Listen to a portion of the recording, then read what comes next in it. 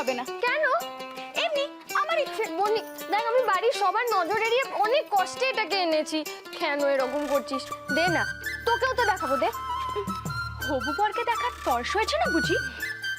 সেদিন যখন সে এলো না, তখন তো অনেক বড় বড় কথা বললি যে আমাকে ছাড়া তুই থাকতে পারবি না।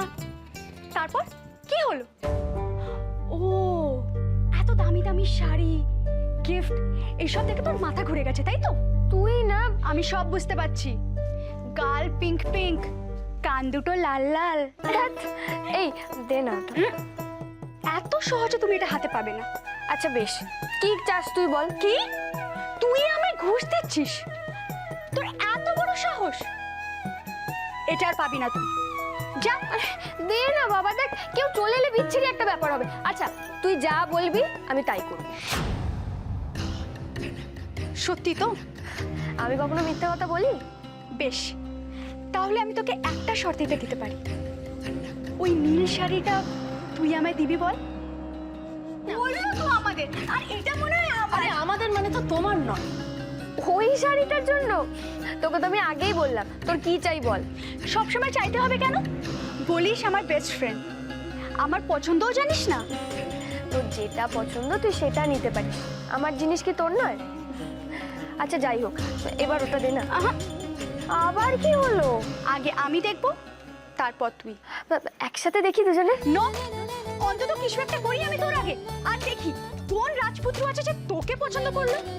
এই তুই এখানে বস, আরে তোর আগে আমি দেখবো। ট্যাং ট্যাং।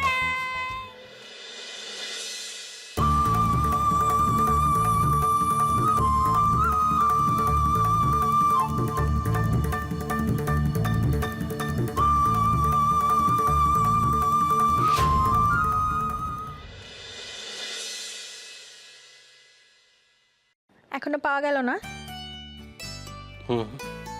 আসলে কি জানিস, অহনা নামটা এত কমন, এই নামে হাজার হাজার মেয়ে আছে। আরে হাজারেরও বেশি প্রোফাইল চেক করা হয়ে গেছে, কিন্তু ওকেই খুঁজে পাচ্ছি না। তো পাসনি যখন, তখন ছেড়ে দে।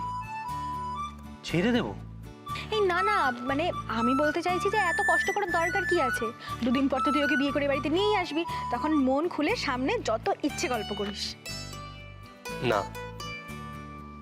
ওকে খুঁজে বের করতেই হবে। আচ্ছা, ও যদি নেটওয়ার্কিং সাইটেই না থাকে তখন? যেটার হাই চান্সেস আছে। বাই দ্য ওয়ে, এই সোশ্যাল নেটওয়ার্কে খোঁজাখুঁজি করার আইডিয়াটা নিশ্চয়ই ছোটদা ভাইয়ের। এই তুই আগে বলতো, তুই চান্স নেই কেন বলছিস? আর ইউ সিরিয়াস মেঘদা ভাই? মানে তুই ভাবলি কি করে একটা গ্রামের মেয়েকে তুই সোশ্যাল নেটওয়ার্কিং সাইটে খুঁজে পাবি?